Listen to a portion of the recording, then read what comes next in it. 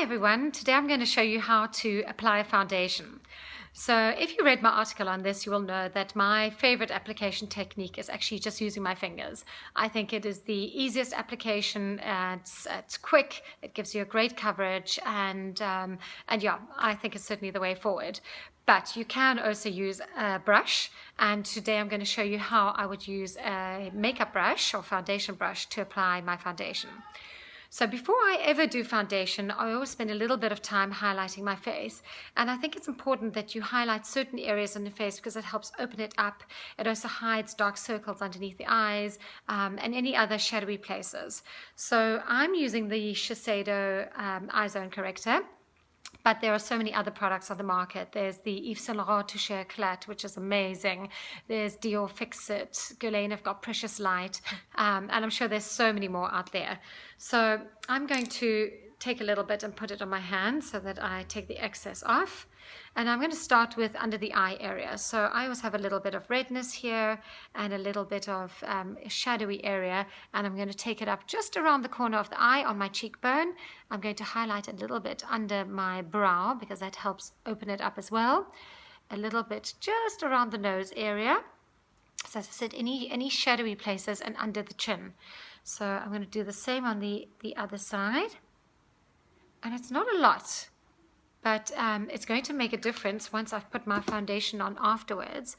Now I'm just using my index fingers to pat it in. So I really am just dabbing it very lightly because remember we have a very sensitive area around the eye. It doesn't matter so much in the other areas. So as you can see at the moment it's all in and it really illuminates that area, and it won't be so obvious once the foundation is on, obviously. So there are two types of foundation brushes. The one is a round one, which gives a very nice fluffy and light finish to the face. So you would use it by using circular motions like this all around your face to apply.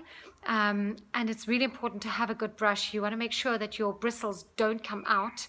You want to make sure that it's natural hair that you're using and that you're applying lightly with that. I do, however, like a flat brush. So it's kind of like painting your face, but it works really well, and I think the application is also quite easy. So I'm going to put some on my hand like this, and then apply it to my brush so that I have quite a nice even amount of foundation on my face. And then I'm going to start really just putting some of it around because I don't want too much in one place. And then I'm going to work my way around out there. And it's important that you get the foundation right into your hairline as well because you don't want it to look as if you've missed a spot. Now applying foundation is always quite personal because it depends how much you like. So if you like, if you like a lot and you're trying to cover pigmentation or a really uneven skin tone, then obviously you would apply a little bit more.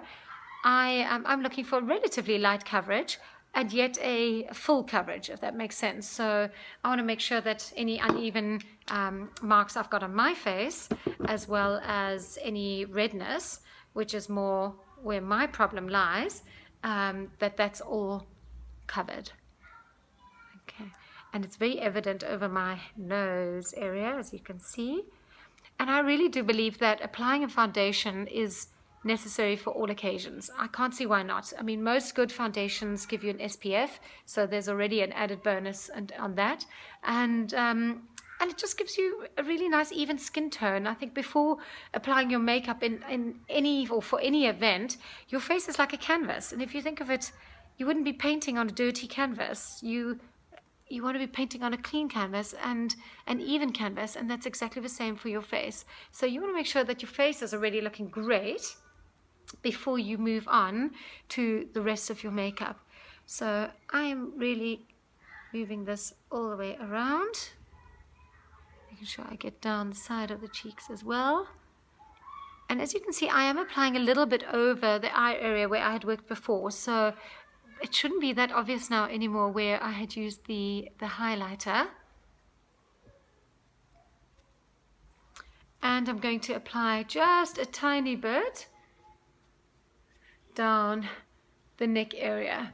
Now, gone are the days where people wear base. I absolutely hate it when I hear somebody still referring to foundation as base, because that really refers to that thick stuff that we used to get in the 80s, and those are long gone. I mean, a foundation is nice, it's smooth, it blends in, and if you've got the right tone, so if you've managed to match it up to your skin tone, when it's done, you really actually shouldn't even be able to see that it's on.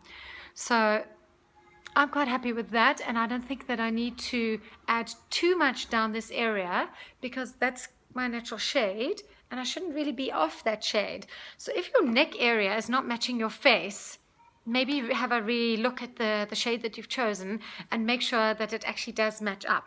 Of course, that's different if you've got pigmentation. So right, so I'm done. I'm quite happy with the effect. I think that I've got enough on. I don't like a heavy caked makeup look, but to get that to set, I will use a finishing powder. So I'm using the Guerlain Meteorite Pearls. I absolutely love these. So this is what it looks like on the inside, and it gives you a really nice highlighting, correcting, and unifying finish. So these are wonderful to put under the eye area, because it lightens and it brightens. Just around here. I'm going to use it around my nose. In fact, I'm pretty much putting it exactly where I had all my highlighter put. And that will help set those areas and make sure that I don't lose the foundation as I go out tonight. So yes, that's me. That's my foundation done. The rest still needs to happen, clearly. But that's how I would apply the foundation.